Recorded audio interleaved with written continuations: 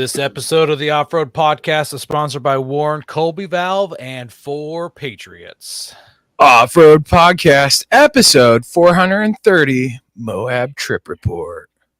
Tonight, Aaron drags a van, Coy is lazy, and Ben packs his bags. Welcome to the Off-Road Podcast, a podcast about everything off-road. We cover the news, review products, and interview people in the off-road industry. Your hosts tonight are Aaron, Coy, and my name is Ben, and welcome to the show. I'm pretty excited. How about you guys? Not for tonight's episode. I'm just ready to hit the road. Yeah, that's what you're packing your bags for. Tell everybody if they haven't heard us talking about it for the last 6-7 months. SEMA. I mean, 8 years. 8 years I've been hearing, Ben, are you coming to SEMA? And yeah, finally I'm coming to SEMA. So I'm coming in hot, unlike Stellantis, because they're not going to be there. I saw they bailed. Like, what in the world? They bailed on SEMA? Like, that's kind of. And the LA Auto Show, too. But we'll talk about that on next week's podcast. Yeah. Apparently, they're not going to be unveiling any new Hellcats. I could tell you that much. Yeah. Other than that, I went to the mother-in-law's. I was gonna use my suitcase, but mine's like 13 years old and it's huge, like huge. I don't need that big of a suitcase, so I borrowed hers, which is like a little bit smaller, and then it's also hard-sided. I'm bringing the soundboard with me, and I'd prefer for my soundboard to minimize any risk of damage when being thrown around to get thrown on an airplane, because I ain't flying first class, so it's not sitting on my lap. I think I told you, Ben, that I booked myself first class tickets. Oh, you know what? Would not surprise me. You're like, Ben, here you go. You get like the cheapest economy. Like your knees are going to be sitting in your chest because you're 6'4". Oh no! You know those seats that the flight attendants have to sit on that fold down, and it's like the size of a half a sheet of paper. Yeah, the That's jump what seat, I got like for you. the UPS driver sits on. Yeah. So I get a jump seat, but I also have someone right in front of me in a jump seat too. They're gonna. When I was when I booked the cheapest flights because I'm trying to do all this on a budget for Ben and I, but I got an email later like, book your seats, pay for your baggage. And when I was looking through, it was like $35 to upgrade to first class. And I'm like, I'm on that $35. I'm paying that out of my own pocket. That's not coming from the podcast. And I just relooked at it over the weekend, and it isn't first class that I booked. It's the front of the airplane, but apparently on Spirit, they don't have a first class section. So I'm just at the front. It's bigger seats. Have you guys flown Spirit before? Either of you? No, this is going to be exciting. Oh, you're in for an experience. Yeah, for a treat. You are so lucky that you got the first class or whatever, because Spirit Airlines, when I sit in their seat, the distance between the back of my butt and the front of my knee is significantly longer than the space between the front of my seat and the back of the seat in front of me. Like, I'm a big guy, but I'm not necessarily long-legged or anything. I feel like I'm closer to average than anything. There was like a metal thing spring sticking out of the seat in front of me, right into my leg or kneecap. The plane got delayed one time because one of the overhead bins wouldn't close. And finally this mechanical looking guy comes in there, looks at it, pulls a roll of duct tape out of his pocket and sticks it closed with duct tape. I kid you not. So what's wrong with that? Just peel it off at the next stop. That's what. There's no reason to hold a bunch of people up. I mean, I'm pretty sure I've told this story on air before, but the first time I flew Spirit, it was like 4 hours delayed, and we could see them out the window working on an engine. And finally, they took us to Vegas, and then we got there and pulled in. And as I turned around and looked back after I got off the plane, a cart pulled up. They ran it up, opened the engine bays, and continued working on the engines after they flew us there. Like they clearly didn't fix it in Portland. They just were like, No. yeah, we'll fix it later. They fixed it enough to get to Vegas. I think they just got in there and determined it wouldn't catastrophically fail before it got to Vegas. Yeah, in the next 1,000, it's got another 1,000 miles on it. We're good. It's got 3 more hours of airtime. Spirit is about what regular economy seating is on like Alaska. We're gonna find out. We're gonna see what my $35 got Well, me. I'm just saying, as long as I don't get beat and dragged off the plane like a doctor did on what was that, United, I'm good. Honestly, Spirit is not a Spirit flight to Vegas. I don't know what you'd have to do to get kicked off the plane. Like, it's easier to get kicked off Greyhound buses than I think that it would be a Spirit Airlines flight. Like you'd have to physically get in a physical altercation with a stewardess or a pilot. With the pilot, yeah. Like I'm pretty solid with the pilot. And if the pilot was kind of an old school guy, he might let it slide, you know? Well, honestly, I should be fine then. I mean, they've been sticking me on some buses lately with some rowdy kids, and like they see me walk on the bus. Well, they get on the bus afterwards, after I'm already on, and they're like, "Oh, okay, we're gonna be good." So I should be good. Outside of that, we're getting ready to go out of town, and I was looking for my Bluetooth headphones because, sitting on a plane, I want to listen to some music or an audiobook or a podcast, something, and not go insane or bother someone next to me just talking nonstop. Hey, are you going to SEMA? I'm going to SEMA. Have you ever been to SEMA? One of those conversations. Because ADHD. So I decided to put I couldn't find my things, and I'm like, oh, they're in the trailer. So I had to pop up the trailer, and then I was like, oh, there's some moisture in here. And I was like, you know what? I should do this before I leave. And I brought both the trailers into the shop. Well, I guess you can kind of see them behind me here in the background here. So I was thinking you didn't even need to use those photos because they're right there. But if you look, this is why I kind of took the picture. The trailer's fully popped up. Well, almost fully popped up. Does it not fit? It kind of fits. It looks like the roof is touching. It is just barely not touching right there.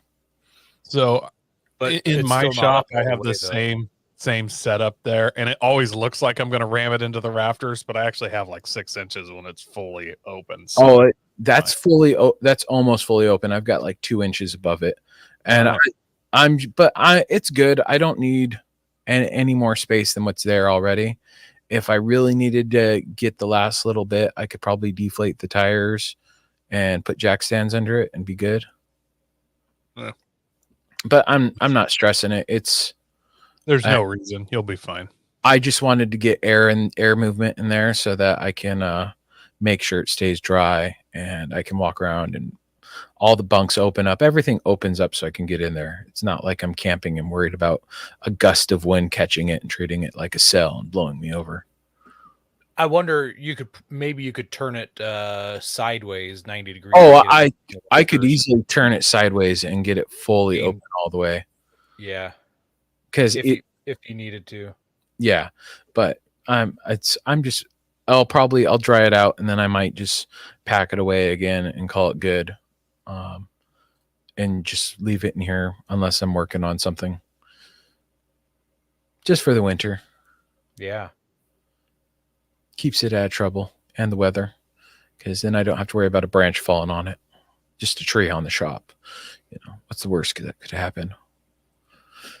Other than that, it's just been packing and getting ready to go. I'm way too excited. What about you, Aaron? I didn't really do much off-roading stuff this week. Saturday I had some friends come out and we did some shooting in my lower field. And I told the guys to meet me at my house and then we would go down to the field together after doing some stuff in my shop. One of the guys didn't read clearly and he showed up down there in one of those little Ford Transits, the smallest Ford little micro vans that they make. And he saw everybody else driving by. So he tried to drive out of the field and he couldn't get out. It had made the ground just wet enough that his little front wheel drive couldn't get him out. So I drove down there with my Bubba rope and towed him out. I was driving my wife's truck, so I didn't get to use the sweet Nissan, but it was a piece of cake. I just used the bubber rope with a hitch pin into the receiver, did that old hitch pin trick, and honestly, I didn't have to yank at all because he was just spinning. He wasn't sunk in any holes. So essentially, it was just drag. Did he try lowering his air pressure at all or anything? It wasn't worth it just because I could just pull him right out. He did pull the fuse for the traction control, but that didn't do anything. And I had asked him if he'd done a couple tries like backing up and then getting a run at, and he said he did, but later he told me, well, I didn't like back up very far. And I said, oh, if you would have driven down to the bottom, you could have gotten a run for it and you would have probably made it up. So we'll see. I'm going to put on for this group of guys, I'm going to put on a vehicle recovery class. And I think getting someone stuck in my field would be perfect for that. So, besides that, Saturday, some gunplay. On Sunday afternoon, I did some more gunplay at someone else's house.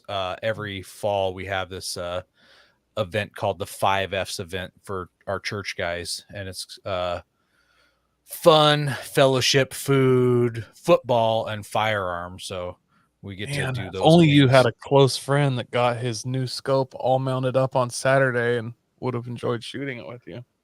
But I thought you didn't like religious people. You know, when they're trying. Coy comes to my church stuff. I go to his church events if they're giving. I know. I'm just giving him crap. He comes once a year, whether he needs to or not. Well, yeah. At this church one though, we could only shoot pistols and shotguns because there were houses behind it. Oh. So. But it was fun. We invited the youth group to come, and I taught some kids how to shoot some 22s and some 380s and some 9mm, and some 38 special. I didn't let them shoot any of my 357 Magnum bullets. I didn't want to waste it on those kids, but we had a good time shooting, and the pastor was there, and I mentioned to him, I'm like, hey, just, I won't be at church next Sunday. Let me guess. You're going to be in Vegas, aren't you? I'm like, how'd you guess I'd be in Vegas? He's like, you're going to SHOT Show again, aren't you? I'm like, no, I'm going to SEMA this time. So it was funny that he guessed I'd be in Vegas. Cause honestly, for me, it's like going to Seattle. I don't want to be there. So I'm going for a convention. I'm not going for the hookers and blow. So what? That in Seattle? Well, that was the whole point, right? Nope, that's not the point. So Coy's got me worried though. Ben, before we go, we better make sure our wills are up to date, and maybe even we should make a list of people we'd want us to replace us on the podcast if we did die, for new hosts to work with Coy. We'll have to come up with some names. So. I don't know anyone else who edits, so you're on your own. You guys are on the same flight too, so it's definitely kind of like back in the day when all the governors of Oregon were. No, we're separate flights. We're separate. You're on separate flights. Yeah, really. But that doesn't mean anything. That's what are the chances? What are the chances your planes collide midair? Slim to none. Aaron was so kind to have me get there like an hour before him, so I only have to wait around for an hour at the airport for him. Are you both flying Spirit though? Because he's always late. Both he's flying Seattle. It's like both of you taking Amtrak. An hour before could be 6 hours after. Like it's all this. I could be literally sitting on the runway waiting for him. We're rolling the dice. Yeah. No, don't worry. There's lots of shiny lights and flashy things, and I don't know if you've ever been to that airport. Like you'll be. An hour's going to go by so fast for you. Well, I've been in that airport, and it gave me $60 extra. So I'm pretty sure you could smoke in that airport. So just buy back cigarettes and then wait for Aaron. Bust out some Marlboros or something and kick back. Oh, man, my lungs are hurting thinking of that. Oh, I'll go get a cigar. I'll be happy then. There you go.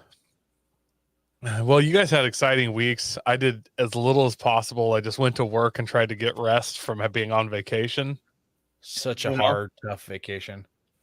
I don't know, vacation's kind of exhausting. You know how it is. And then this weekend, like Saturday, my kids were at the in-laws. My wife was off doing stuff. So I was just alone by myself Saturday playing with my guns, all by myself, alone, with no friends. Thanks for calling me. Thanks for reaching out to your closest podcast host. You pictures. So I just hung out and slowly oiled my guns like a creep, and made a pulled pork, stuff like that. Nothing cool. We'll but we did do one thing all together last week, and it was mentioned in the comments. That's right. We all went on another podcast, the Matter of Facts podcast. It's a prepping podcast. If you're familiar with This Week in Guns, back when Jake Challen was running it, Phil was a regular on the podcast. Relibus, I say it wrong every time. It's his podcast along with his buddy Andy, right? Was it Andy? Is that his name? I feel like, or is it Andrew? Andrew. Yeah. So we were on there with Andrew and Phil.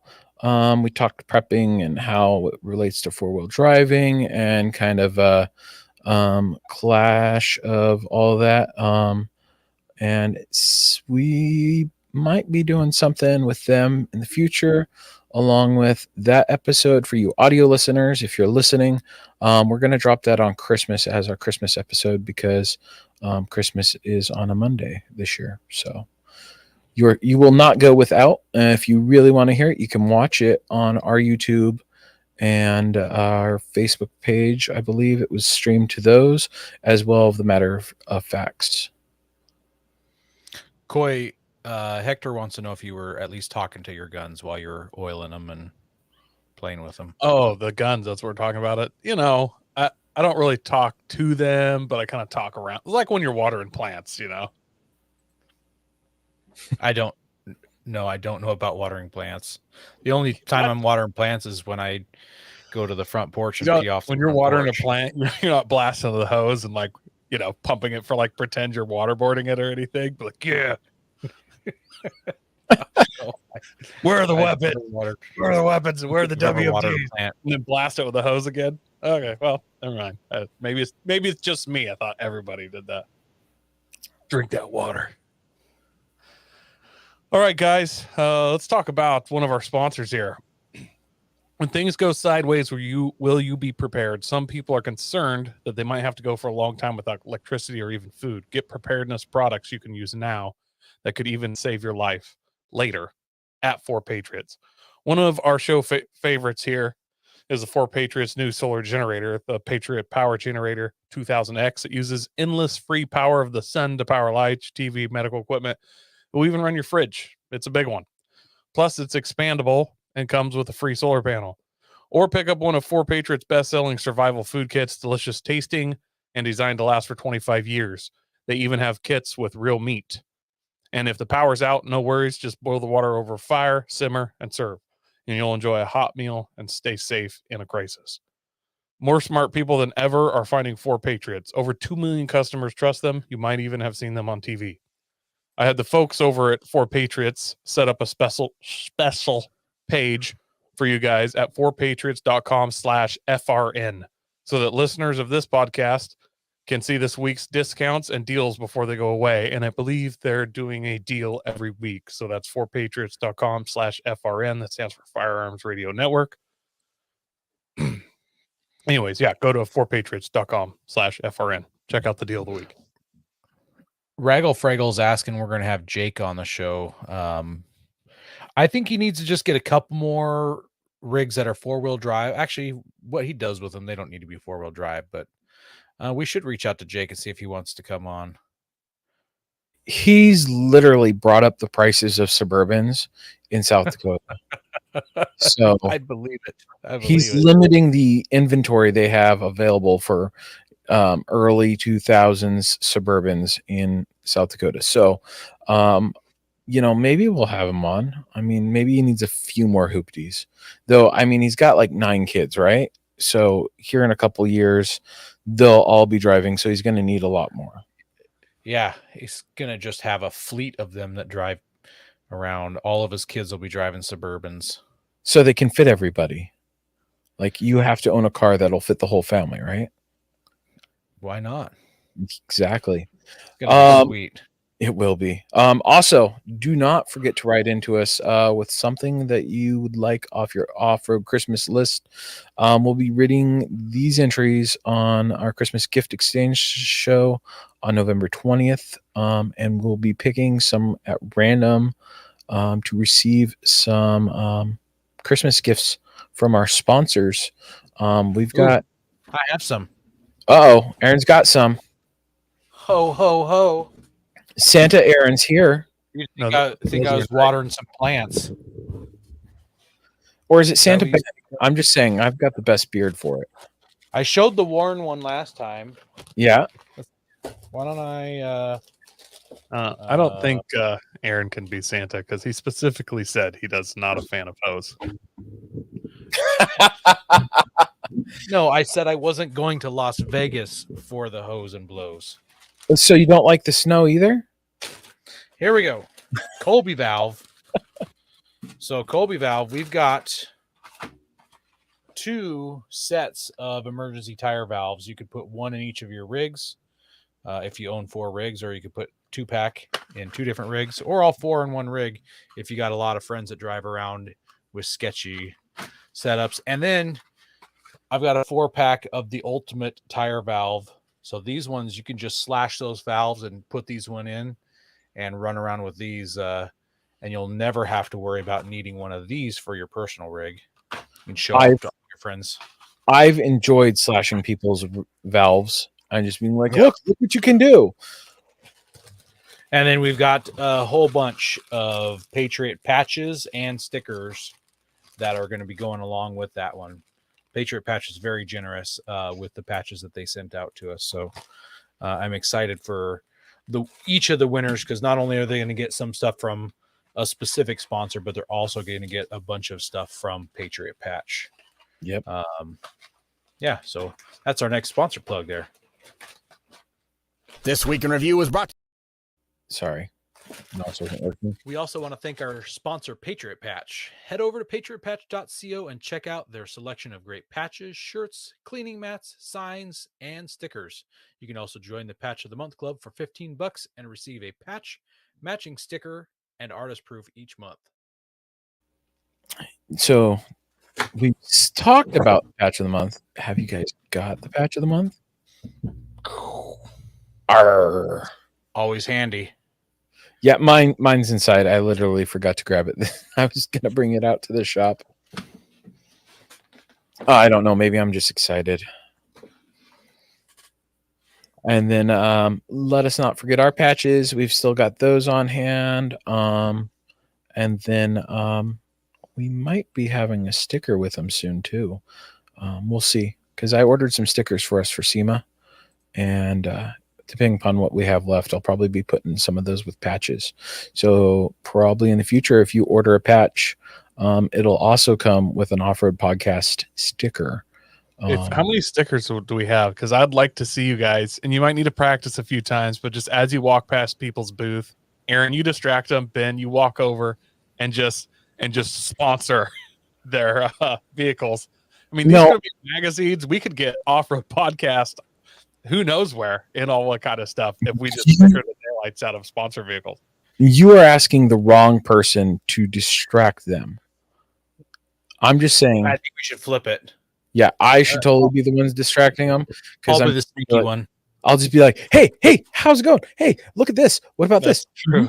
Ben would go over there to put the sticker on it and be like, ooh, fire extinguisher. Whoa, shiny. Where's the drive shaft? And then he'd come back holding the sticker in his hand there and be like, hey, I thought you were putting the sticker on there. Oh, I think it's time for the news.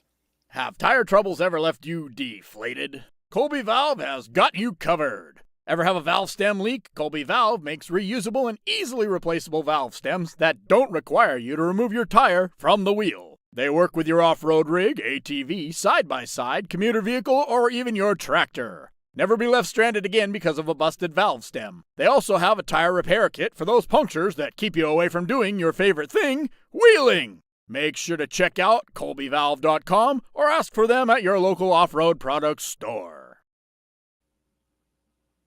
Before we jump into the news, I told my son I would show these off for him because he really wanted me to tell my podcast listeners about these. I've got a couple of these little tiny metal rings. They look like miniature washers, but he went somewhere with his grandpa and they were restoring a B-17, and those are rivets from a B-17 from World War II that they were restoring. So he got to take home some drilled out rivets from a World War II B-17. So he cherishes those. So I can now tell him that I followed up on sharing that with my listeners out there.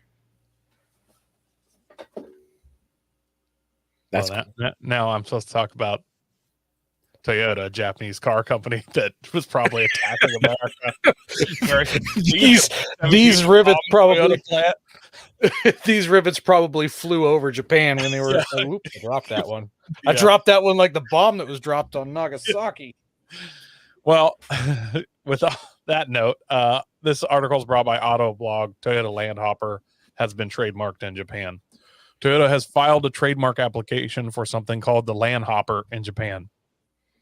It's unknown on what vehicle the mysterious moniker will appear, but recent 2024 Land Cruiser presentation may offer some clues. The trademark filing fell into the vehicles category and was spotted by users on the Land Cruiser forums. This led to speculation that it might apply to one of the vehicles shown in the silhouette on the screen during the Land Cruiser presentation. The images appeared at the 1839 mark of the video, in which 3 vehicles can be seen in profile. So yeah, one of those vehicles looks super electric-y up top there. The bottom two, as we now know, are the Land Cruiser 250 series. Now, there's also some weird bicycle ATV thing there. That looks pretty Landhopper-y to me. I don't know. I was just reading something, and it mentioned that when you buy this certain product, it comes with a free electric scooter. And I'm wondering if that's what that was, the scooter that comes with whatever vehicle it was that you bought. I can't remember. Well, if you look on what it was now, the right-hand side of the screen, that silhouette, there's really the grill on it looks very electric. See what I'm saying? Oh, yeah. But then over on the left there, that's kind of got a baby FJ Cruiser look going, you know? Yeah. Yeah, I'm going for the one on the left being the Toyota Landhopper. Or Hopper. I don't know. Landhopper is not a very tough name. No. I mean, it screams electric, and that's been their big move. They recently fired their CEO because he wasn't thinking electric enough, and replaced him with the new one.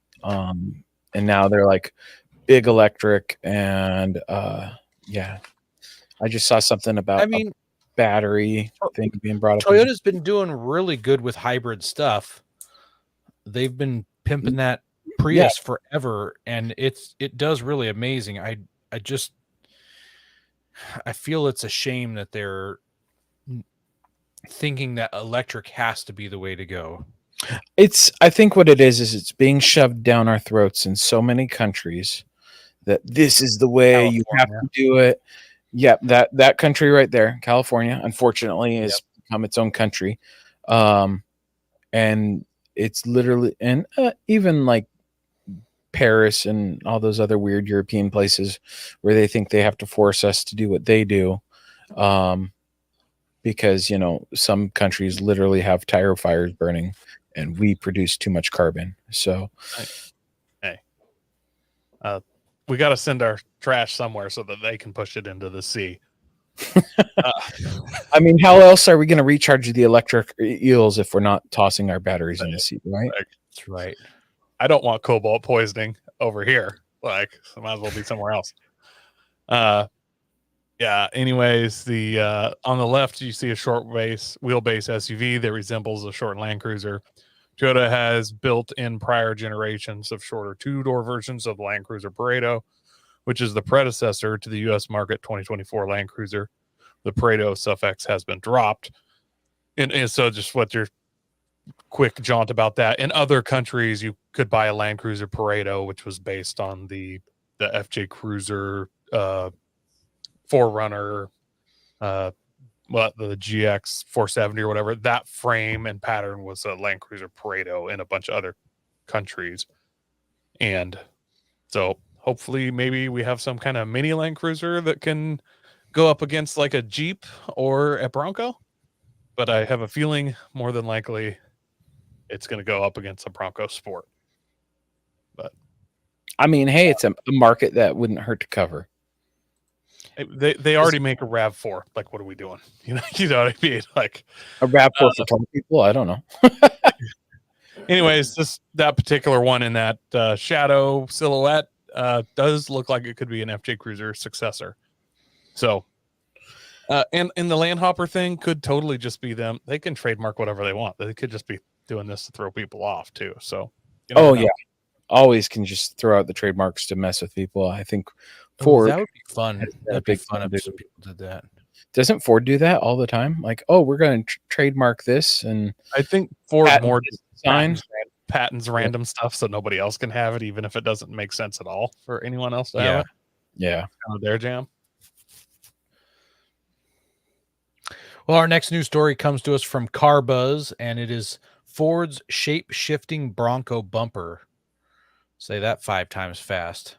So Ford may have found the perfect best of both worlds situation to pedestrian-friendly bumpers that can also go off-roading with their new shape-shifting bumper design that can grow or shrink depending on the temperature outside. I mean, depending on the scenario.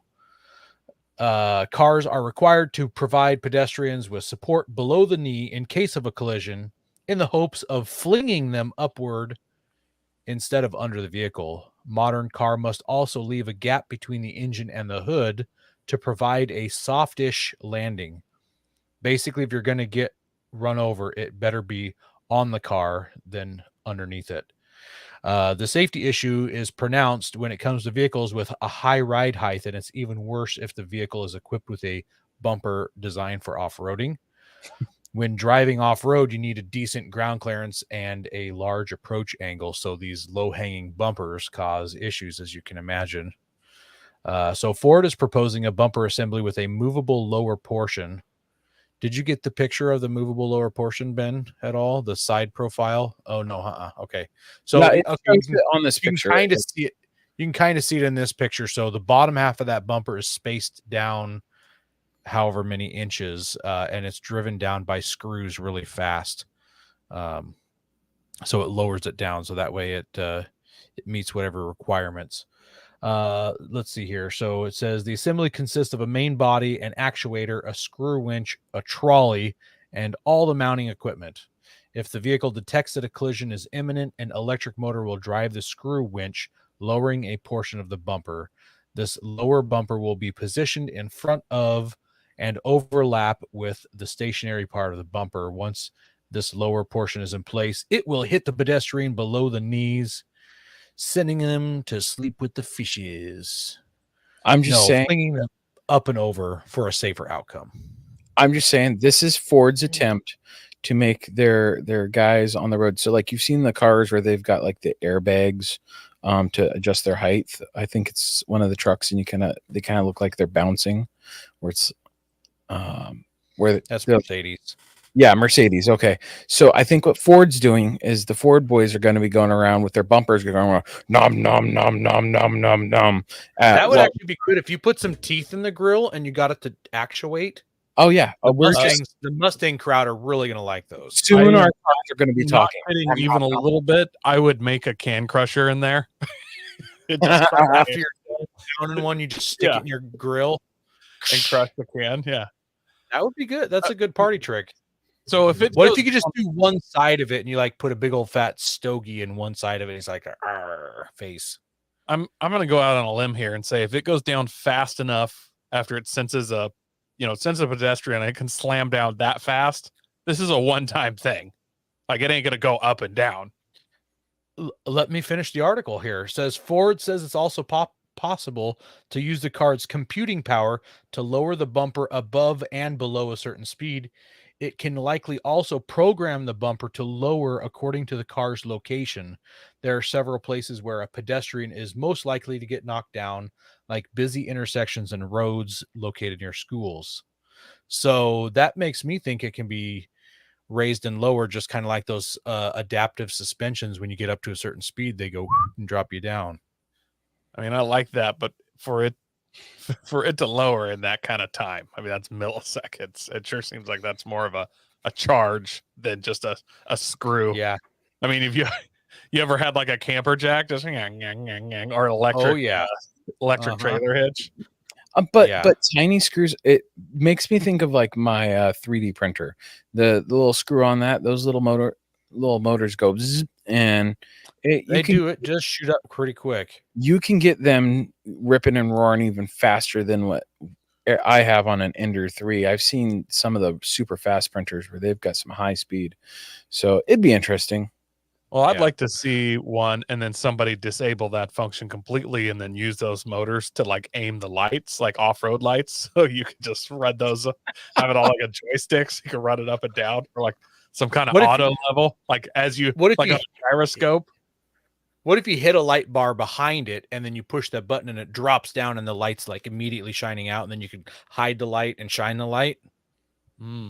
Could I put my license plate behind it and have it lowered for them, like around, and then hit the off-road Good button? idea. Cops are coming. I just hide it. Yeah. It's gone. Don't know. Don't have to pay tolls. This is not Ford's first attempt at inventing something to protect pedestrians. Last year, they filed a patent for a front-mounted airbag that would provide a softer impact, but is pretty intricate and would cost a lot of money to replace anytime it got used. Are our lives not worth that? I don't know. I actually like the idea of the front airbag, except for I can see like somebody sliding up, they barely hit someone, airbag goes off, just launch them back out into the intersection. Shoots the person. Yeah. And they get whacked by the bus. If they're in the crosswalk, that means there's traffic going the other way. So you just launch them out in front of a garbage truck, and then you're like, oh, wow, that airbag really wasn't what I thought it would be. Realistically, what that airbag should do is it should be shooting at the ground. So it's like, boom, you're not going under the car, and lets them get scooped up. And then they have a bag to hold on as they're getting sucked under. Look, or do we shoot? I mean, just lift them up higher and shoot them under the car, but make them go more towards the center instead of the tires. You know, 2 airbags, a directional blast. I mean, would you rather if it was a baby stroller and it just got knocked down in front of it, you just push it right, let's skid along the asphalt. That baby stroller goes over the hood and top of the car, and you know, you send it up into some power lines, like you get some distance. Yeah. Wow, Coy. Well, wow. Colby Valve's getting their money this week. We've got a third news story, you guys. So all right, hold on to your front bumpers. So this one's from CarBuzz. There's a Defender rival coming, and it's a mini. Well, I guess this might be a hopper rival because it's the mini Mercedes G-Class at the 2023 Munich show. The CEO of Mercedes-Benz said, we've got something in store for you G fans around the world, and it's going to be called the Little G. Kind of daughter or son to the big G, which I love the G-Wagons. So it's going to come in both a gas and electric versions. They're calling it the Baby G-Class. They're set to be sold... or as they're set to be sold as both gas and electric. They may not be as rugged as the larger ones and off-road. Speculation that the electric version will be a dual motor setup. They're expected to have 310 miles of range while using an 800-volt electrical system. As an obvious rival to the G-Wagon would be the 3-door Land Rover Defender 90. It'll come with rear seats, but they'll be a lot more cramped. And the cargo space is obviously going to shrink too. While the G-Class is likely to be cheaper than its big brother, The current G550 starts at $139,000, or actually almost $140,000, and the AMG G63s nearly $180,000. We still expect this to be pretty expensive, but it's Mercedes. What do you expect? Pocket change for people like me who fly first class on Spirit Airlines. It's not a big deal. Not a big deal. I would point out, isn't a 3-door Defender like 68 grand? Probably.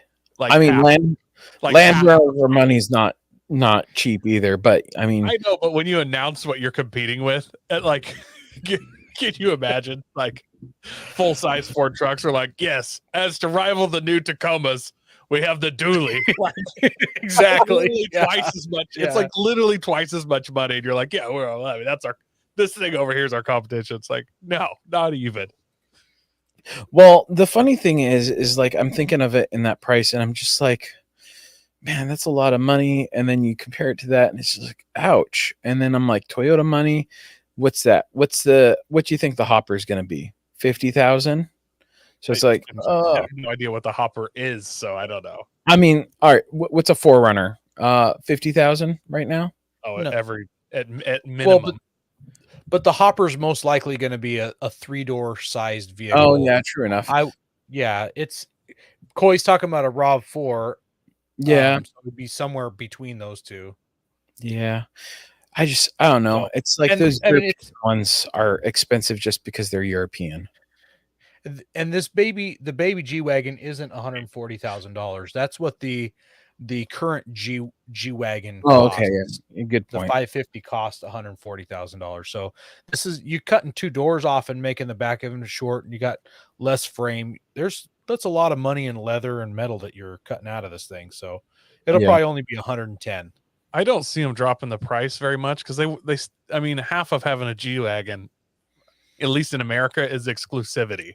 Like, you don't want to make it accessible to the poors. Mm-hmm. It's like wow, if this person has money, like, yeah. Even the old ones. I mean, you don't see many of the old ones out. I've seen like one guy in my area that owns one, and I'm like, I want to track him down every time. Be like, hey man, can you check out your G-Wagon? But he always drives it before I get. I've seen literally 2 kinds of people that drive G-Wagons, and it's like rich chicks with like a little dog in their purse, and dictators and like warlords, and that's it. Mm-hmm. That would explain my buddy Amos. He's former military, so that's like warlord status, right? He just makes decent money now. He's a mercenary, I would say. Yeah, he's a I mean, that's probably 98% covered between those 2 groups that Coy just mentioned. Yeah, that's some good money there. I want a G-Wagon. I don't got money. I think it'd be a lot of fun to own one. I'd import a military one too. Want those portal axles. I want one of the newer ones that is the 4 squared version with the portal axles. Gotcha. Yeah. Go prepared with Warren Industries. They produced the first recreational winch in 1959 and lead the industry with their dedication to quality and reliability. When you dig yourself in deep, make sure you have the right tools to get yourself out. Get Warren equipped and go where others can't. Now, let's get ready for adventure and head into our main topic.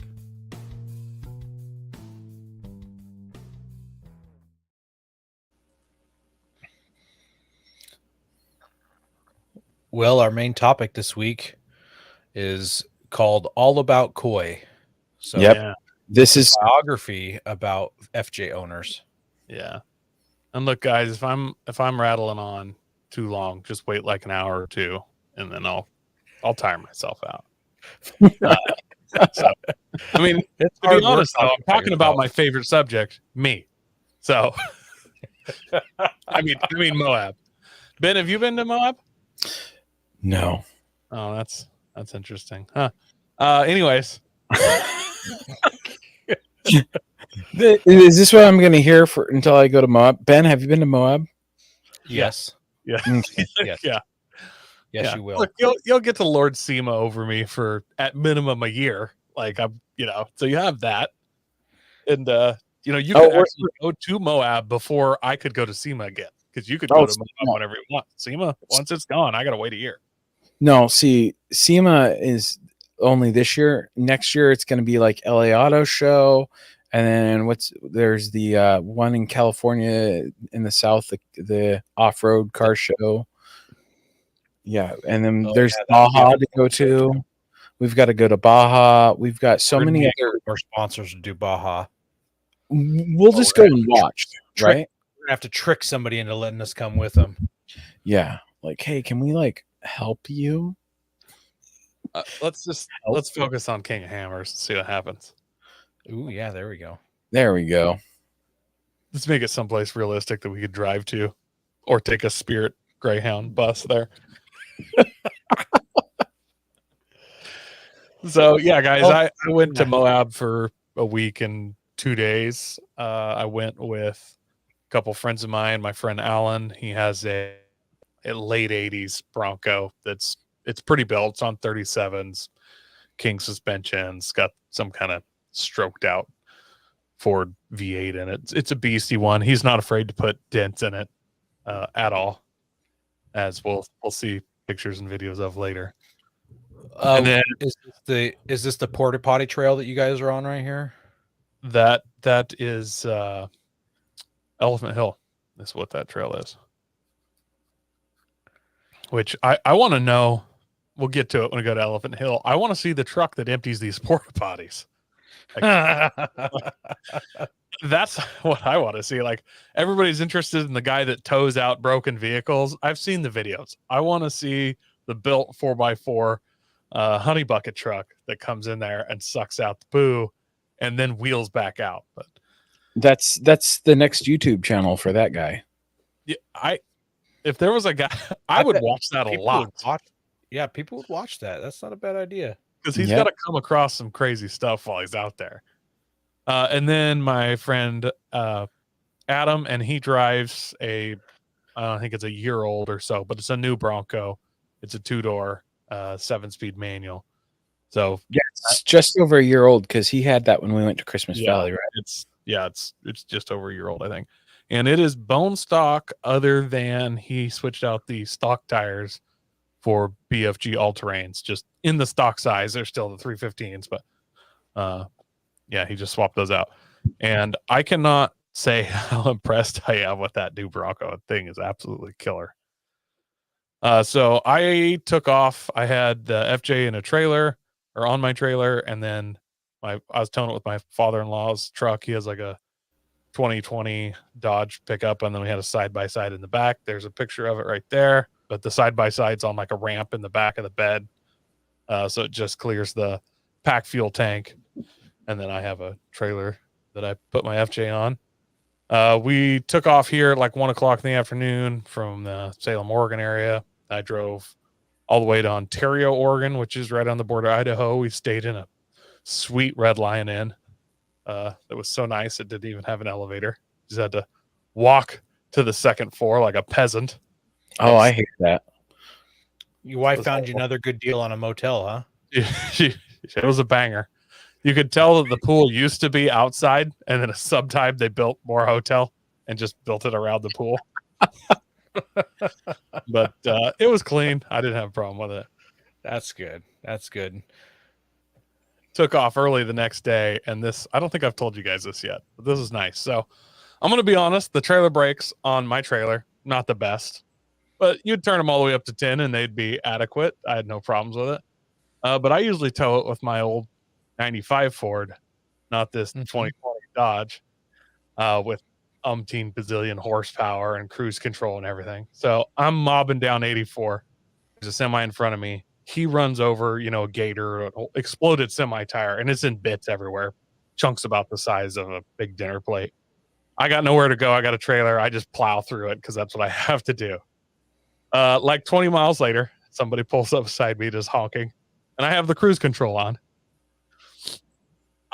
Sometime when I ran over that, it pulled out my trailer breakaway, which luckily my trailer brakes weren't good enough to lock up the tires, just enough to sit there and completely smoke my brakes. And since the cruise control is on, I didn't You notice. had no idea. Oh man! Like, I'll just add 50 more RPM for that extra load I've got back there. No big deal. You didn't even notice it. No, I didn't know. Like I just bump, and it just kept going.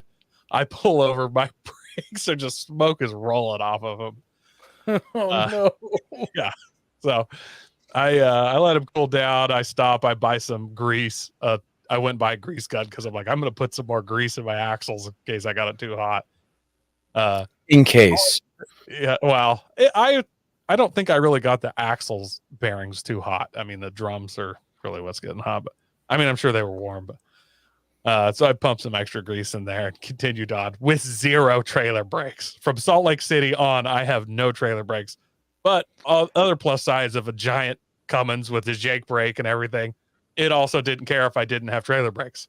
Like it was, my old truck would have been a little scary with no trailer brakes hauling a 5,500 pound vehicle on the trailer, but that big Dodge is nothing. So that was the only bad experience with towing. So now I'm actually considering, like, I got to go through and redo my brakes, obviously. Oh, yes. Do I even want a breakaway on there? Do I just leave it plugged in and cut the cable? Now that I've been telling people about that, I think you should. Honestly, I would. How do you manage the breakaway cable so it doesn't get whacked by road stuff? I don't know. Like almost everybody I know. See, it's weird because at work I tow stuff with breakaway cables all the time. Have never had this issue. Yeah. Talking to like personal people, almost everybody I know is like, yeah, I had the exact same thing, or they ran over something and it blew that out. So I don't. Wow. I would wonder, since once you upgrade to fresh brakes, right? You would get more braking power. With that, I would think with your old truck, you would notice a lot more. Yeah, when I put new brakes and I'll throw a new brake battery in there, it should lock the tires up like it'll just smoke them. But at that point now you've got 4 flat spotted trailer tires. Exactly. And like, what are the chances that I'm going to lose my trailer and I actually need like, I get that it's to stop the trailer, but if the trailer comes off the truck, the hitch is going in the ground, like it's gonna stop. Like I don't know. Yeah. I don't know. I wouldn't take the chance just in case. I mean, it would suck for that thing to roll all over the freeway and flip your truck. I know. I gotta keep running it, but it at least has me like thinking about it. Like, man, should I just snip the cable and just leave the pull out there? But like, there's a certain legal aspect. If you got caught, they would take your CDL and they'd bump you down to the bus driver version of CDL, and you have to drive a bus everywhere. Gross. I'd hang myself. Bus driver. Disgusting. Disgusting. Anyways, I got there late Friday. We got in our hotel. We were staying at the World Mark there. And I'm kind of making dinner and doing stuff, and I got that's a shot of the pool. It's a brand new World Mark. It's beautiful. There's beautiful. 3 hot tubs. There's a bar. You can't see it. There, you can go over here to the bar, which isn't open on Sundays because it's Utah. And you also have to buy food to get a drink. You can't just buy a drink, an alcoholic drink. So they sell chips for like $3, which is basically just a tax to be able to buy a drink. Oh man. Utah is the weirdest, man. Like you can't. I wanted to buy a Powerball ticket because it was like $1.7 billion, and I kind of needed one so that I could enjoy the dream. But so you could replace the brakes on your truck, on your trailer. Yeah. So Utah, no go on the Powerball ticket. Also no go on. I went to buy beer on Sunday. Yeah, it's a negative Ghost Rider. You can't go down to Circle K and get a beer. Like that's out. Cannot do it. Yeah, they lock it up. If you go to a restaurant, you can't just go there and buy booze. You have to buy food as well. So you have to buy like a bowl of chips by themselves and then throw the chips in the trash. But 2 wives, done. Like, get as many wives as you want, baby. Like, I don't understand their thought process over there. We're gonna shut down trails in Moab because it's bad for the environment. Also, no beer on Sundays. Like, I don't know what we're fighting for in Utah. Like, how about before we close some trails, let's be able to get a Coors Light on Sunday. But clearly, they've been invaded by too many Californians, right? yeah, I get that they don't want anybody buying Bud Light there, but I mean, all the other beers are fine, right? Like, come on.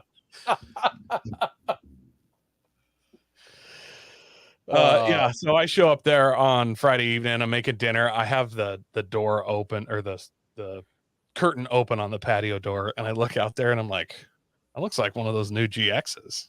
Like, look out, like, looks like there's a couple.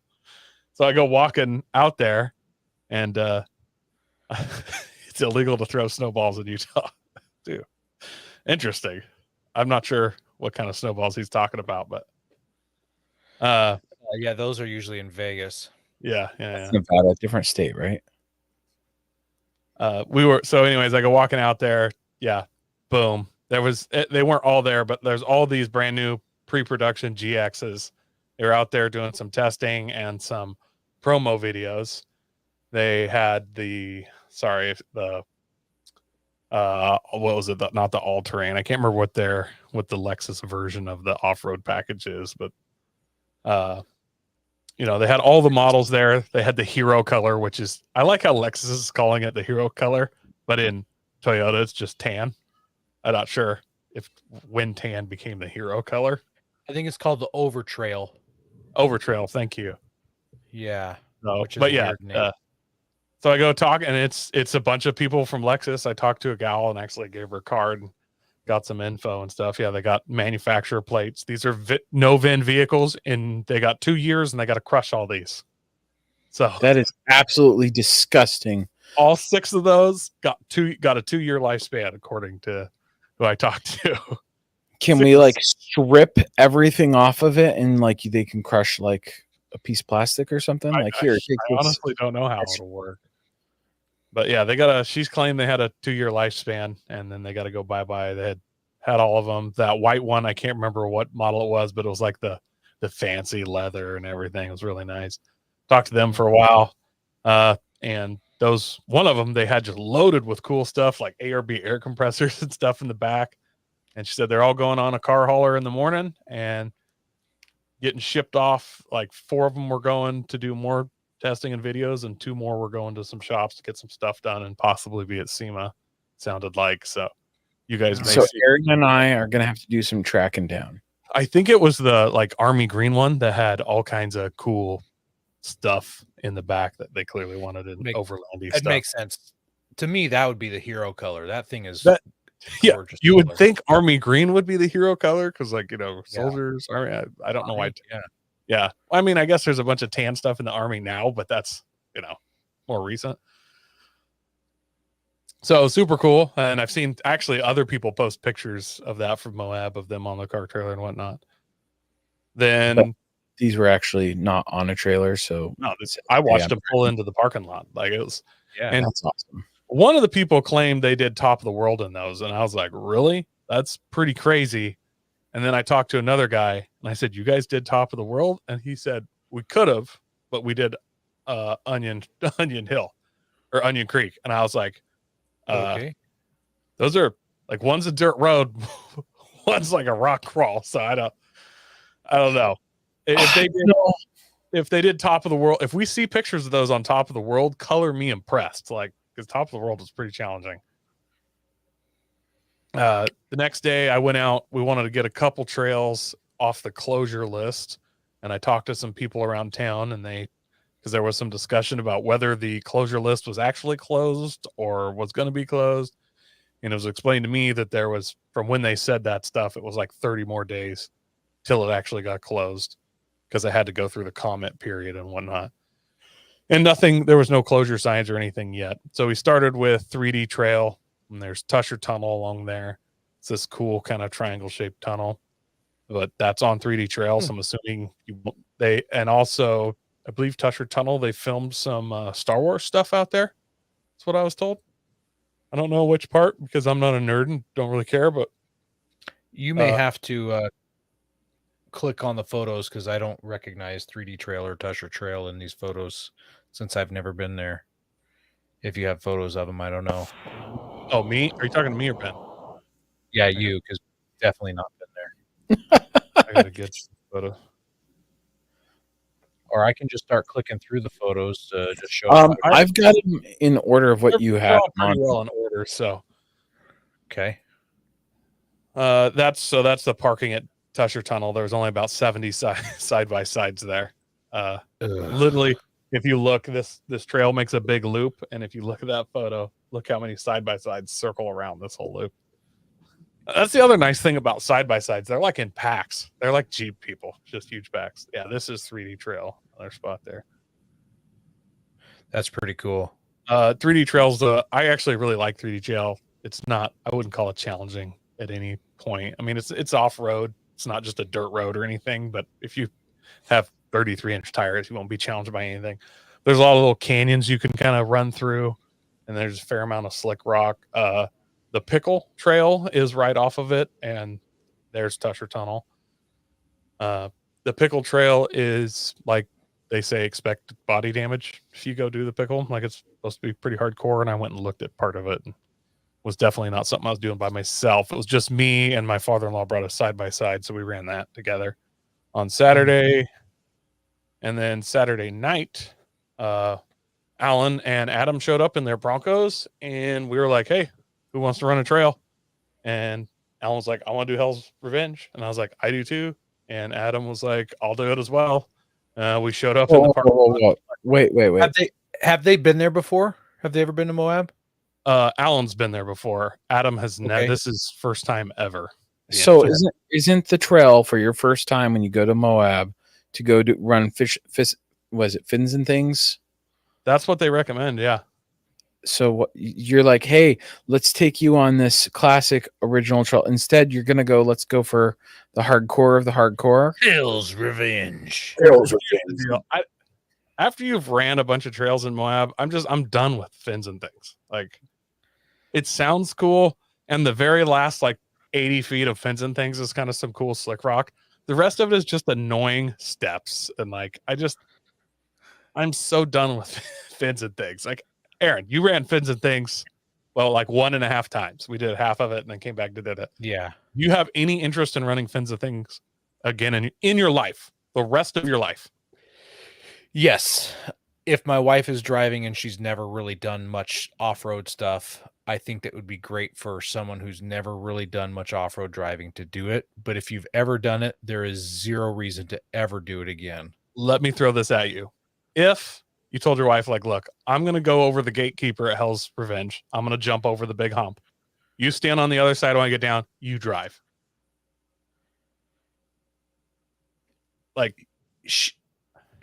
My wife's pretty timid. She would probably struggle with Hell's Revenge, mostly because you've just got those crazy drop-offs that just disappear.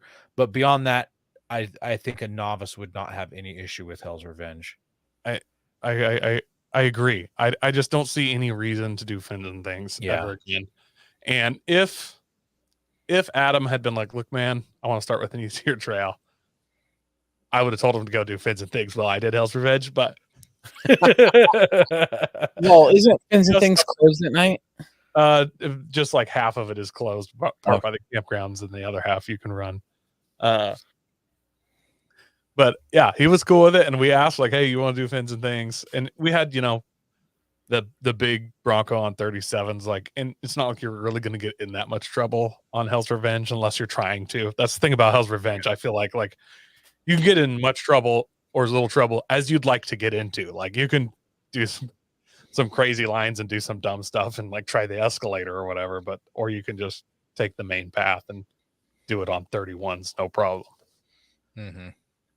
So we got out there. It got dark at 8 o'clock. We started at 7:30. So he just immediately was basically pitch black. And then he did the whole thing. So we didn't do the gate or any of the side obstacles, and didn't even really do any hard lines, just did the main line. And Alan did he did a bunch of hard lines, and I actually had to winch him up. He got high centered on a ledge up there. Yeah. So, and then Sunday. Sorry, what? Did it get dark while you did it? Oh yeah. So it was dark 15 minutes into it. Immediately. It was dusk in the parking lot, and then it was dark. Yeah. So obviously I haven't run Hell's Revenge when it's dark. And like I was saying, there's some, like, you just drive over these edges of things in the daytime, and that can kind of freak you out especially if you've got a longer hood on your vehicle. You can't see where you need to go. If you've ever been to like some sand dunes and you get to the top of a sand dune before you go down and you're just looking out over nothingness. I should say, if you've done like a night wheeling trip on a sand dunes. Yeah. Was it anything like that? Was it like intimidating to pull up on that stuff? Yeah, yes and no. I technically have run like part of Revenge. I did part, like half of it from the gate out. I did it at night last year, so I was a little bit more prepared for it. But it's definitely different at night. But there's also the aspect where you can only see what your lights shine, so you can't. There's parts of it that are less scary because you can't see. You can only see so far. Okay. And I guess I already know, having done it before, that it's not going to be anything crazy. If you did it first time in the dark, it would have to be a trip. Like, I'm sure I tried to pump Adam for a little info. Like, what did you think? And he was like, oh, I'd like to do it in the day. Stuff like that. Like, but I mean, it's gotta be a rush at the dark first time. Like I'm sure he was like, what are we doing? I don't want to wreck my Bronco at some point, but he took it super well. He was a champ about it. Sunday we went and we wanted to get in a couple more of the trails off the closure list. And so we did Hajo Canyon. Hajo Canyon. That is not Hajo Canyon. That's Elephant Hill. You're a little ahead. I don't have many pictures of Hajo Canyon up there. Okay. Go back one. That is Hajo Canyon. So it drops down by the Green River. And it's literally just like seeing this picture. It's essentially, most of it's a dirt road. On the other half, where it goes right beside the river going the other way, it actually does it's a pretty rocky trail. And there's actually, you see those cliffs there, those rocks kind of roll down onto the road. And I guess it actually takes Red Rocks quite a bit of trail maintenance to even kind of keep it clean, because all these boulders roll down on the road. So there's spots where you can definitely see a bunch of boulders and stuff in the road, and that need to be moved and rock stacked and stuff. But it's, for the most part, a very not challenging trail, and honestly super boring. Oh, Adam's in the comments right now. I said it was scary as hell. Front camera was a clutch. Yeah, I'm sure it was just a horrible way to introduce you in the dark. But we're not doing fencing things. That's for I just hate it. Then we did Secret Spire Trail. I hadn't even heard of Secret Spire Trail. I was just going through trails nearby there on our way out because I wanted to spend a little more time wheeling. And I see the Secret Spire Trail. I'm like, turn here. I don't know why we all been sleeping on Secret Spire Trail. That is an awesome, awesome trail. It's got a bunch of sand, like washes, a bunch of flat rock. It goes to a couple little like tunnel-ish, small tunnels. Like it's got some sightseeing stuff, and it's just like a great intermediate wheeling trail that is going to be gone forever probably. But it was on the Easter Jeep Safari list of trails, I guess. But is that one that's on the closure list? I'm pretty sure it is. So I think out of all the Easter Jeep Safari routes, I think it's Secret Spire and 3D that will be getting close, because they're saying 96% of the Easter Jeep routes are going to stay open. From what I understand, those two will be closed. So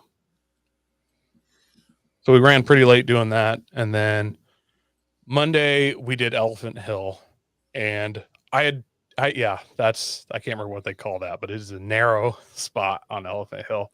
It's actually not as narrow as it looks. It's probably on that Bronco, and then probably a little more on the Bronco. On my FJ, I had probably 6 inches of play on each side, but then you kind of lean back and forth on that trail. So yeah. But anyways, I think we're going to do a full on trail review of Elephant Hill at some point. So I'm not going to go too deep into Elephant Hill, but what a great trail. I really want to go do it again and spend the night. There are some of the coolest camping spots I've ever seen in these slot canyons. Really? And then I got to go there again. Okay. It's like something where you see an old cowboy movie where they're back up in this half cave part up under the rocks, and Oh, they that just sounds awesome. oh, it's super cool, and it's definitely a challenging trail. There were some guys that were starting it it was actually a Nissan Frontier with like one of those 4-wheel campers, and after having those guys said they were going to it in 2 days, so they were spending the night. They're going to be stacking rocks and winching and stuff, and like a lot of like spotting. Because So even there's a lot. I mean, there's lots of spots on this where you're just basically driving down a dirt road, but there's a ton of it where you got to get a little spot here and there, and like it's a decent trail. Like it's fairly challenging even on 35s. On 37s, our buddy was pretty much just blasting over everything, but on 35s, there were spots where you were dragging diff and center. So if you have smaller than 35s, like it's just more and more spotting. So 33s, I would say no problem, but those 31s, man, you're either brave or really good. Like it's going to take some work to do that. So do you need like a permit for that, or can you just straight up just go ahead and camp there? So that's the one thing that sucks about this trail. It's in a national park, so it costs you $30 just unless you have like a yearly park pass. But if you just want to go for the day, the minimum you can buy is a 1-week pass. It's like $30, and then you actually has to get a reservation for this trail, which is cheap. It's only $3. It's a $3 reservation. You can either chance it the day of, or you can get on like at 8:00 the day before. You can start. And I think for this particular trail, there's 24 slots. And once those are full, it's gone. Your group is not supposed to be more than 3 people in a group. And if you have more than 3 vehicles in your group, you're supposed to space apart by half an hour. It didn't look like they were policing that at all. I wonder what the purpose of that is. The permits? No, the spacing. They just said, just like for trail. I think it's so like if somebody faster than you comes along, they can get around you, and you can get because if you get a stack of like 10 people, there's a ton of spots on this trail. It'll just be a nightmare to get around. That was where I parked at the overlook there. There's multiple hiking trails, and there is another exit. And then if you want to camp on this trail, your reservation is obviously an overnight reservation. And if you're going to do this trail and you can, I would definitely camp. And I think it's called the Hell's Kitchen area. Campground part of it. It's not a campground. It's a spot where is designated for camping on this trail. Is just some cool. The coolest campsites I've ever seen. And because they're like these little slots in the rock, like it'd be super sheltered from wind. Any light would light up the whole thing. You're not supposed to have fires. I'm not sure if you can have a propane fire pit, but you could see where people had some fires in there. But it is also a national park, so I'm sure the fines are all federal and not cheap. And no pets. If you go to do Elephant Hill, you cannot even have a dog in the vehicle if you don't let it out. Absolutely no pets. They will charge you $160 per pet to bring it. And so no doggies. Let's see. Yeah. So I can't say enough good things. Do Elephant Hill. Like it's so fun and beautiful. The scenery is amazing. It's a 2-hour drive from Moab. Also, remember that part. You need a full tank of fuel when you head that way. Like it's a full 2 hours there and a full 2 hours back. Like it's a chunk of drive. And there's essentially no fuel. A few miles out of Moab, there's a fuel station called like Hole in the Rock. And then in the edge of the national park, there's a dude that sells gas, but it's atrociously expensive. Tuesday, we decided to go ahead and run Hell's Revenge in the daylight. Let Adam actually see what the trail looked like. So okay, all right. Yeah. He liked it a lot better in the daylight, I think. But we ran Hell's Revenge. We did that's at the top of what is that? Mini staircase. I can't remember. I think it's mini escalator, something like that. I didn't do that obstacle. I'm 90% sure I could have. That's the Bronco going into one of the hot tubs. I'm not sure which one that is. It's the one that's doable for normal people. Okay. We all went and did the gate. Alan had tried the gate before and had to be winched up, but he was doing it in like the mud and rain. Really? And stuff. Well, when he okay. went, it was like wet and muddy.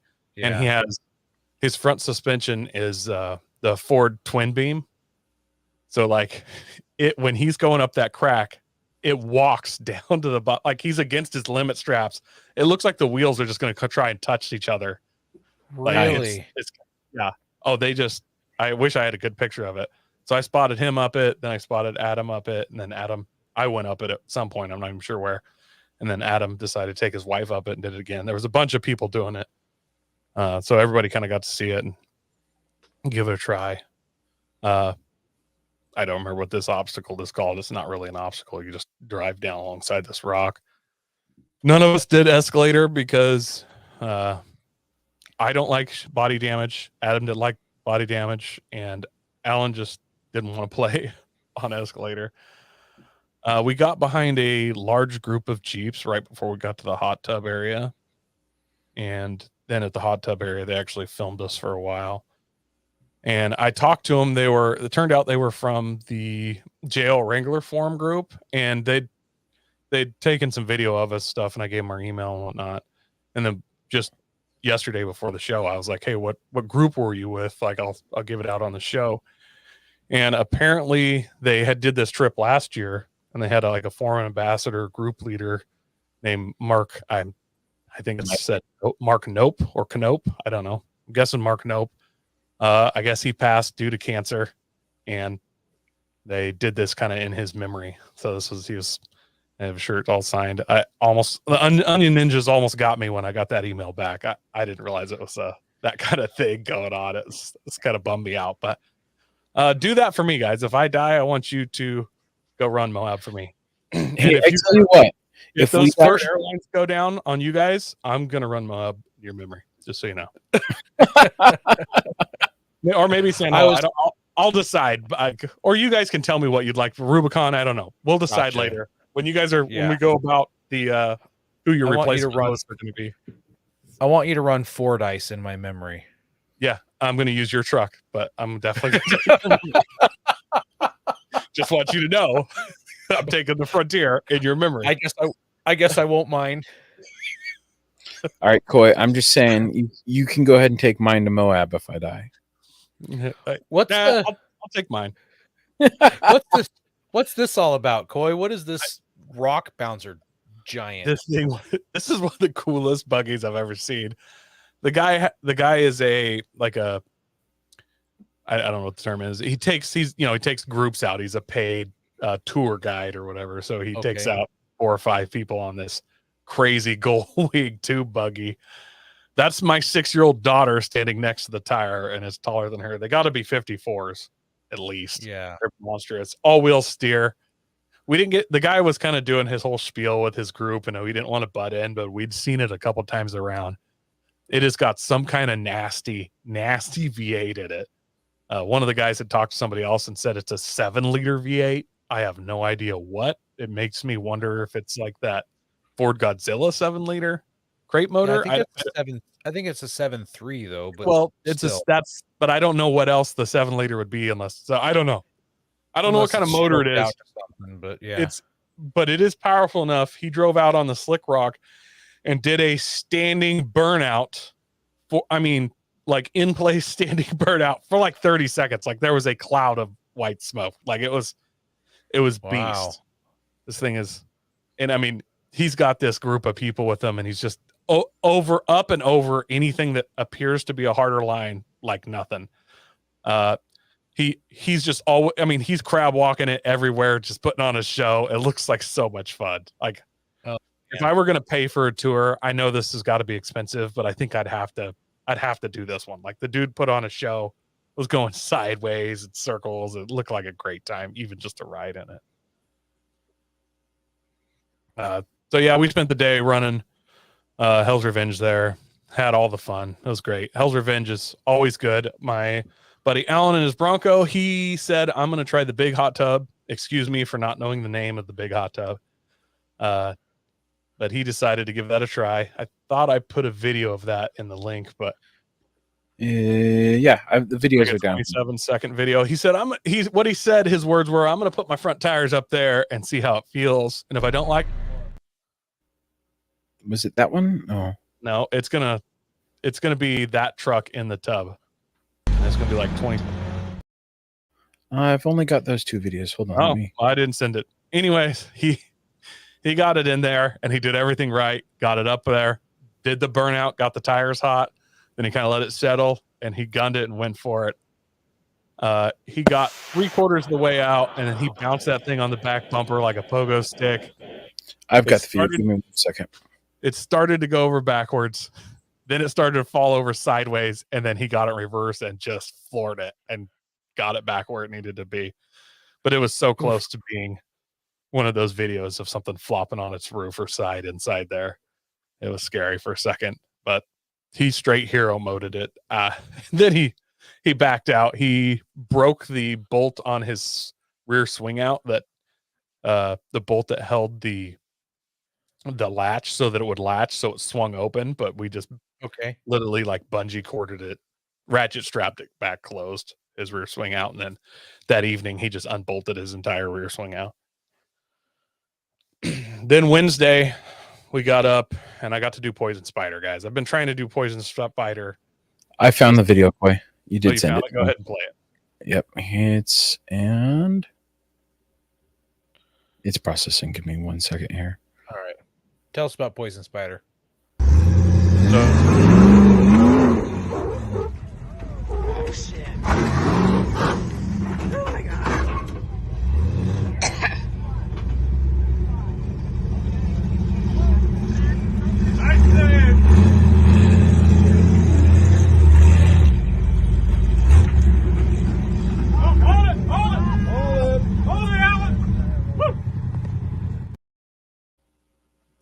Yelling at him to stop because his rear swing out opened up as he was trying to back out.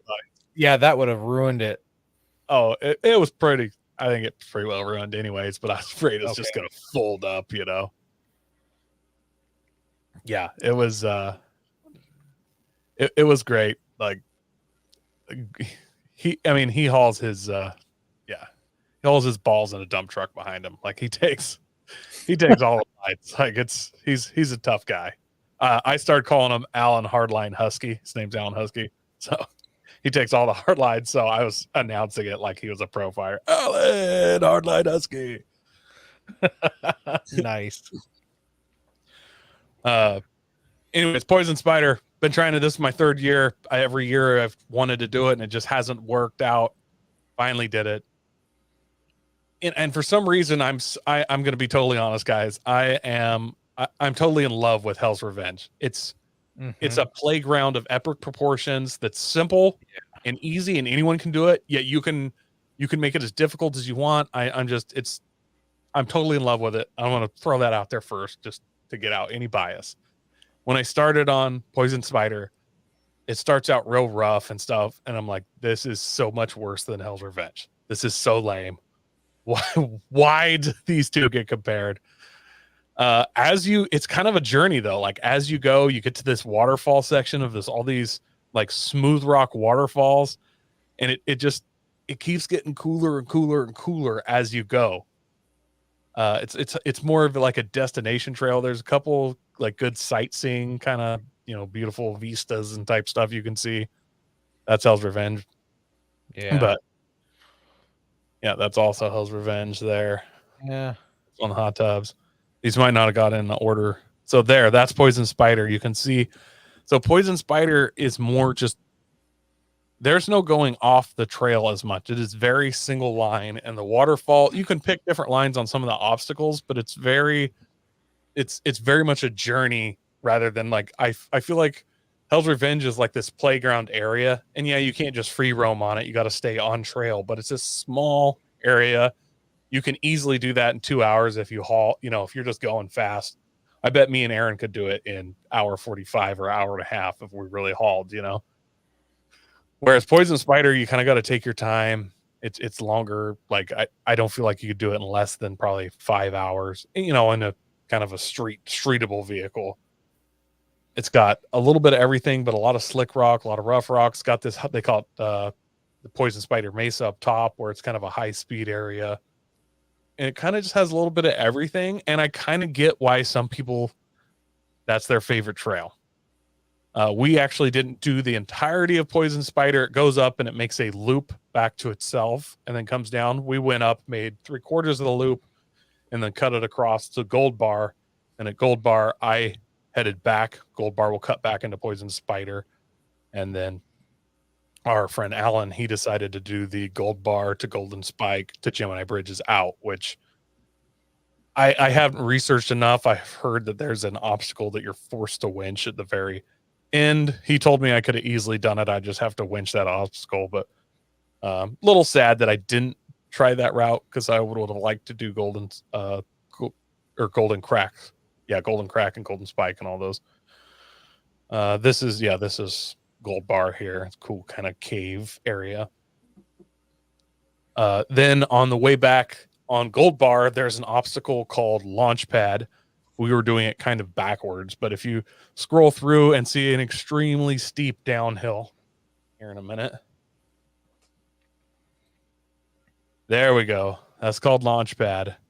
Obviously, you can't tell how steep this is. But it feels vertical. And I mean, you know how pictures are. They never show it justice, and it looks pretty steep there. So you can drive up and down that. It's like a giant ditch, basically. That's, I don't know, 40 feet. It's a 40 feet deep ditch.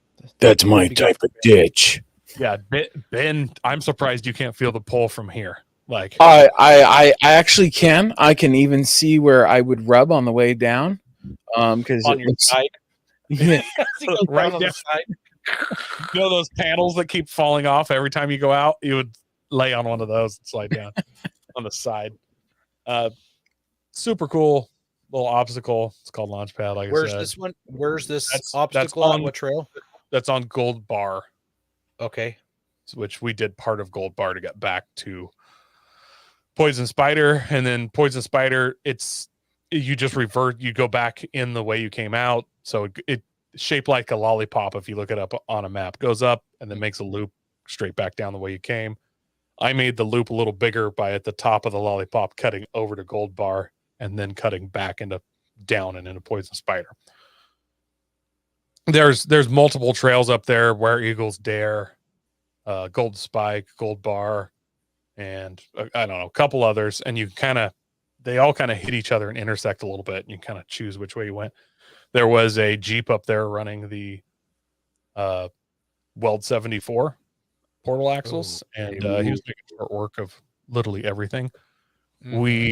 Then after we got done with that, we went and ran 7 Mile. My wife loves 7 Mile rim, so when we went out there, I said, you have to drive.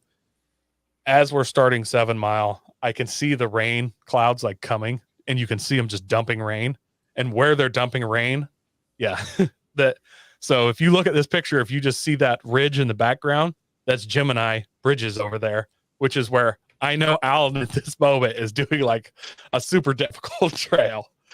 And he's just I text him, I'm like, hey, how's it going? It looks like it's dumping on you. He's like, yes, I'm soaked. So, he doesn't have the top on his Bronco. Well, it wasn't that. He was out. He kind of jumped in with another group, and they were it was a Rubicon and I think a 4xe. And he was out spotting a bunch for those guys because they're on 35. So it's a more difficult trail. So he was doing a bunch of spotting. And so we did 7 Mile rim, started raining a bunch while we were doing it. My wife at several points, and I mean, 7 Mile rim's also not a difficult trail, but it has just a little bit of everything. There's slick rock, there's some waterfalls, there's cliff edges, there's little slot canyons, there's a couple I don't know, draws, with water running through them. It's got a little bit of everything, but it also has some off-camber stuff that I did before, and then now I force my wife to drive, and she was enjoying herself very much driving her favorite trail. It's super scenic. Till we got to the off-camber section, and she was like, no. And I'm like, keep going. They let the rental Jeeps come out here. You're not going to roll it. And just kept chugging along. And it's a clincher, but keep going through the photos. Maybe not. Maybe we passed it already, but that's Onion Creek. Ben for a second. No, just another fat ball guy. Then Thursday, we did Onion Creek. That's Poison Spider. Thursday, hang on a second. I want to ask a question about Poison Spider. So, you said everybody loves Poison Spider. The way I've heard Poison Spiders, it was pretty difficult, and that was one of the reasons why you and I didn't run it when we were first there. I thought it was like body panel smasher. So is it pretty tame? I would. Like let's compare it to Hell's Revenge. So compared to Hell's Revenge, I would say it is like, and from what I've read, it's basically difficulty wise, as far as like technical ability, I would say it's any more difficult than Hell's Revenge. If it is, it's just minutely. Pretty much every obstacle on any challenging obstacle on Poison Spider, you can go around there. As far as I could tell, there was nothing you couldn't bypass. On the other hand, why are you doing it if you're going to bypass all the obstacles, right? So there's a couple spots where you could get body damage. And I mean, obviously you can get body damage. Like you can flop your rig if you try hard and believe in yourself.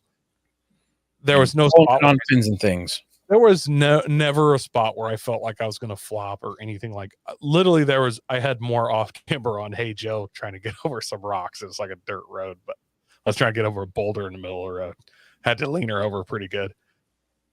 It visually, some of the waterfalls though look ridiculously sketchy, and then you drive up it and you're like, oh, it's not near as bad as it looked.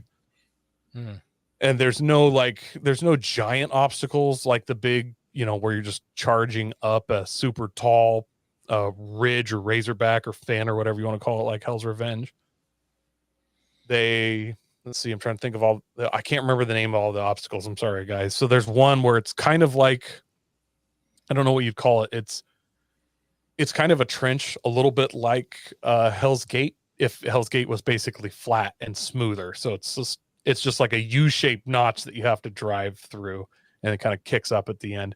If you fell into that the right way, you could definitely get some panel damage, but I definitely don't. If you had a spotter that was of any capability, that would never happen. And I honestly think you literally just drive and keep your butt level and you should be fine.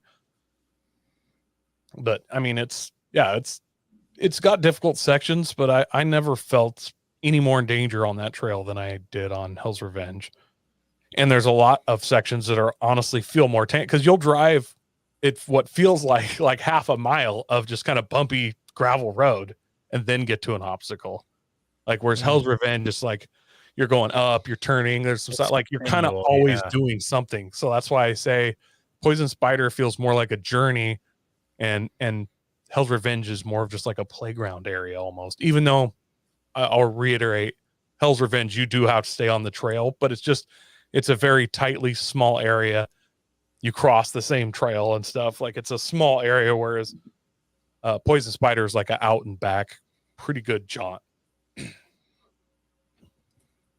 Yeah, so then Thursday we went and did Onion Creek. My buddy Alan had to bail. He headed back home. He lives in Utah, apparently like an hour from Sand Hollow. So I got him set up to give us a guide next year. So once we hammer down dates for Sand Hollow, we're in. And then, so I went and did Onion Creek. Adam and his wife, Stacy, wanted to go do a little hike in one of the national parks arches, I think, and they'd scheduled that for Thursday morning. So I went up and did Onion Creek and kind of dinked around and came back and met them. And then we went up to do Top of the World. Top of the World, it's about an hour drive out of Moab, up the Colorado River. And the weird thing about Top of the World, I would say 75% of the trail, super easy, no problems. The last half mile, pretty challenging. Like it's a legit trail. So, but once you get to the top, man, that view, that cliff, man, I've never stood on top of a cliff that tall with no guardrail or anything. Like that is a cliff, guys. Like I cannot stress. I mean, in the Pacific Northwest, we've all stood on a lot of cliffs. It is like you could wingsuit off this thing. It's legit. So didn't you do Top of the World last time? I did not do Top of the World last time. I wanted to, and it didn't work out. I read a bunch of stuff about it. If you go look, you'll see a lot of like stock FJ Cruisers back in the day would be up. All kinds of stock 4-wheel drive vehicles would be up there. Bone stock FJ Cruiser on 30-inch tires parked up there. So is it getting harder then? So from what I've read, it is slowly getting harder and harder. The trail's getting more worn out. So Top of the World is not just like a big solid chunk of solid rock. like it looks in that top of the world picture that we've all seen. Getting to that chunk of solid rock is a bunch of boulders with dirt and ledges and stuff, and that dirt is getting burned out. So like at certain ledges, it's been spun on so many times that like it's undercutting the ledge. So you can feel your tire like trying to walk from under the ledge, like just the axle snapper. Really? So the guys on 40s are ruining it for everyone then. I don't think guys on 40s are, honestly, because no, it's probably the guys on 30s. I think it's the guys on 35s, like, because on 40s you're just going to drive over this stuff like it's not there, like you're not going to notice, like it's. But on 35s, if you're on 35s with open diffs and you're burning out, yeah, you're absolutely making it a lot worse, and only more worse. And there's side by sides up there, and we all know how they ruin everything, so it's easy for me to blame them. I didn't see any side by sides or any indication that what they did was ruining the trail, but I'm just going to blame the side by side guys. That's how I roll. Their fault. Yeah. Why shouldn't it be? And there's some bypasses and stuff up there, but even sometimes you're like, oh, here's a bypass, and you're like, this bypass feels worse than what I was just doing. Like, interesting.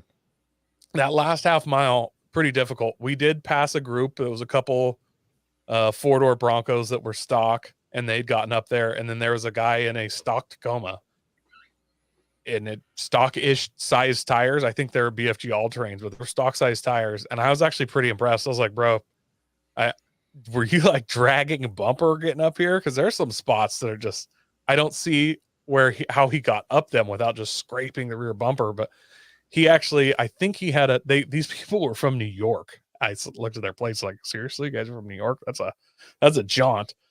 But I believe they had a paid guide with them, because this dude was jumping out and spotting everybody, and he had on like a guide shirt and stuff. So I think they had a paid guide, and like obviously he got him up there, but they were going slow. We passed them on the way up, and then we passed them on the way down.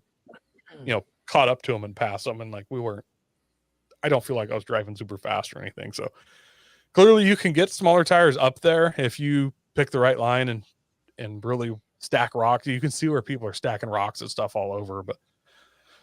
Yeah, I would say honestly right now that last half mile top of the world is the most challenging part of Moab I did. Of all the trails I did, Hell's, Poison Spider, Elephant Hill, that last half mile of top of the world, by far the most challenging. It almost sounds like having a guide, like if you're, making that trip from New York, having a guide like that would be kind of nice for, making it easier if you're worried about breaking stuff and all that. There's a picture. Go back to that last picture. That one. So that you can see the trail, how steep I am there. My wife's driving, and then it turns on that side hill rock right there. Yeah. Nuts. And it's wet. And it had just got done raining. It's super wet. Even in this picture, it looks like pretty good chunk of side hill. It's a good chunk of side hill, and it kind of makes a horseshoe. It goes up, hardcore side hill, and then drops down. And I've done it in the dry twice now, and it's enough side hill to kind of make you a little uncomfortable and pucker a little bit. But in the rain, man, it was a little scary. And my wife was like, "Oh no, I'm not doing this." And I'm like, "You got to keep going. You got to keep going." And she did it though. She was a champ, so she's completed her favorite trail. But yeah, all these trails, I do pretty much every one of them again, except for there's a side by side ruining the trail right there. That was my father-in-law ruining the trail on his side by side.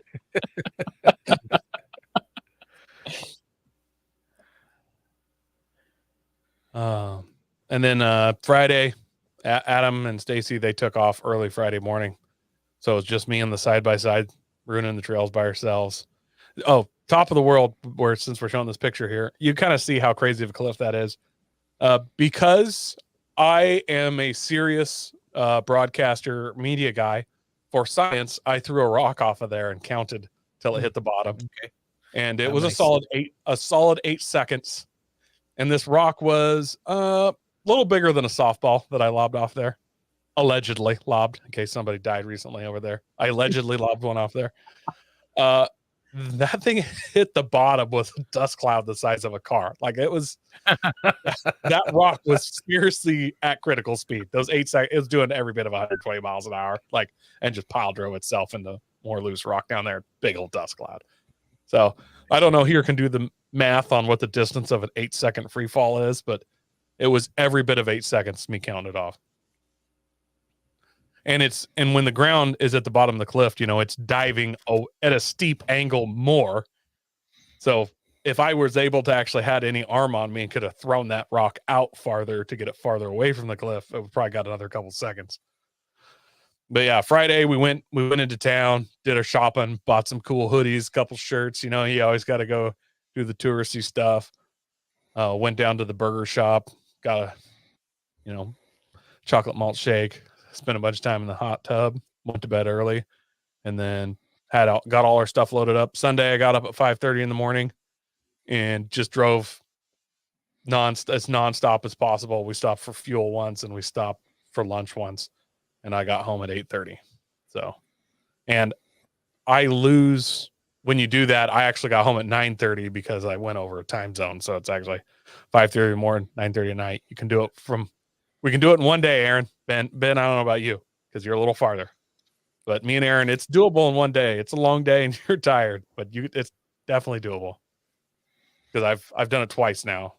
Did it in one shot. So I wanted to kind of challenge myself to make sure I could do it again. Well, when we do our guys trip to Sand Hollow, yeah, it's only like 45 minutes farther. So let's just plan on that. I'm pretty sure Sand Hollow from our house is like 15 minutes closer. We'll have to Google it after the show. Okay. Because of the national parks, to get from Moab to Sand Hollow is like 4 hours because you have to drive around all the national parks. There's no highways going through them, but from our house, Sand Hollow is essentially the same distance, and it might actually be a few minutes closer. For some reason, I'm thinking it's a little bit closer. Yeah, long bomb home. The eclipse obviously went off. If I had been able to stay in Moab till like 10:30, which I considered, but then I would have been forced to do it. Take Sunday to drive home as well and pay for a hotel and stuff. I could have saw the eclipse pretty good from Moab. It was just right there, just outside of the optimal line, but they were still having like viewing parties and stuff there. But I was deep into Idaho by the time the eclipse was going down, and I couldn't tell anything was happening. So, according to the internet, it is a 3,000-foot cliff overlook on top of the world. That's a lot. It's a lot. If you jumped off, you'd have at least 8 seconds to think about why you did that. Why it was a bad idea. Mm-hmm. Yeah. But well, that sounds like a great trip. I want to know more about Elephant Hill. It sounds like it's a pretty sweet trail. I had almost written Moab off, Coy, but now that you have talked about some of these places, I'm interested in going back. Look, if we want to do a Moab trip next year instead of Sand Hollow, if it's a boys trip, I got one more Moab trip left in me. I mean, I got hundreds left in me, but I mean, if it's a boys trip where we can hammer out trails, I'll do it again with you guys if you want to do that instead of sand. Okay. What did you say, Ben? I was going to say, I'm down Charlie Brown. Let's go. You said that last 3 years and the whole time, every single time. Well, try and convince my wife for me to let me go, She's the like, DNA test shows that you are not the father. There we go. Okay, I'm out. I'm going to go get some milk.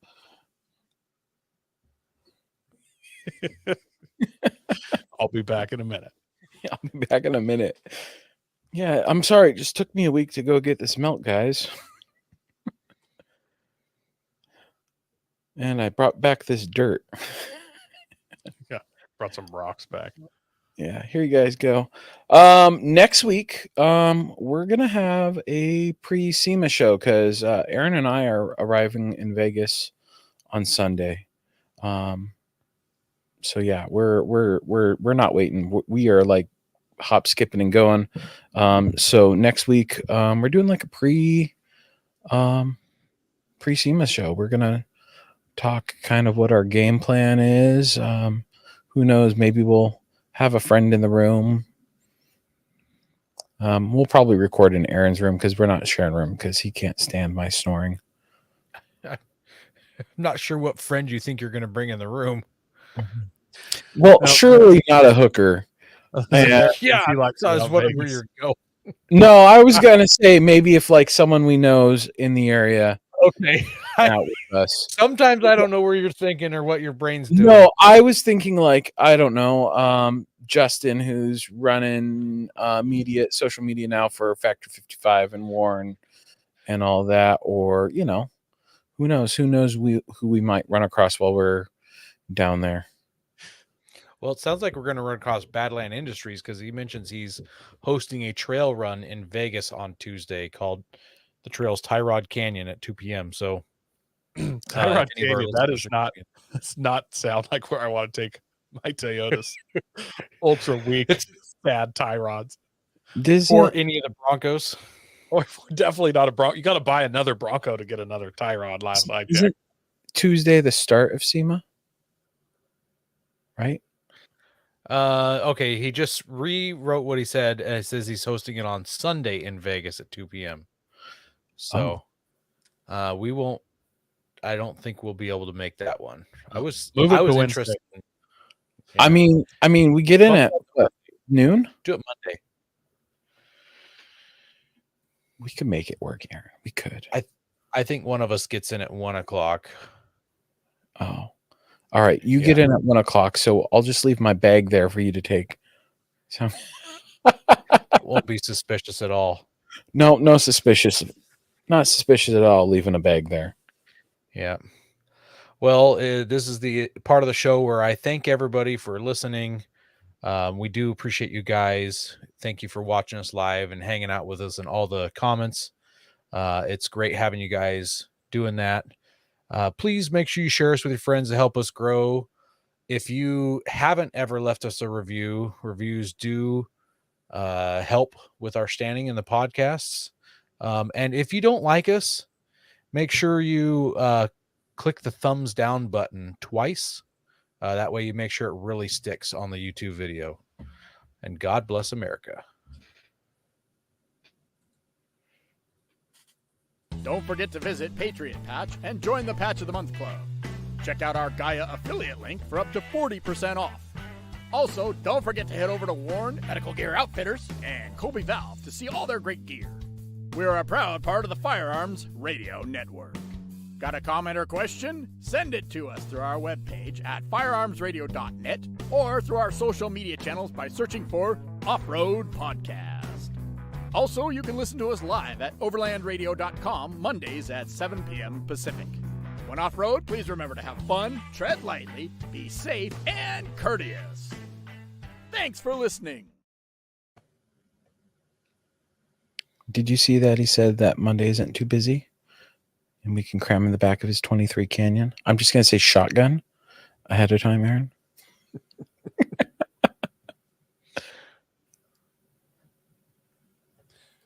Did I drop a bomb? I saw you dropped a